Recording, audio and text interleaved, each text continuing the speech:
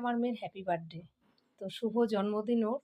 তো ওর আজকে জন্মদিনে আমি কি রান্না করেছি সেটা তোমাদের একটু দেখাই। একটু শেয়ার করি তোমাদের সাথে। রাতে যদিও আরেকটু অন্যরকম মেনু থাকবে, আবার রাতেরটা পরে হবে। এখন দিনেরটা দেখাচ্ছি। দেখো, ভাত, পালং শাক, মাছ ভাজা, ছোট মাছ ভাজা, বেগুন ভাজা, আলু ভাজা আর পেঁয়াজ কলি সব কিছু দিয়ে একটা ভাজা, মিক্সড ভাজা। তো এখানে আছে পাটিসাপটা ক্ষীরের মালপোয়া, যদিও অত মিষ্টি ভালোবাসে না, পাটিসাপটাটাই ওর খুব ফেভারিট, এটাই ও খেতে ভালোবাসে। পায়েস, গোল আলুর দম, চাটনি টমেটোর,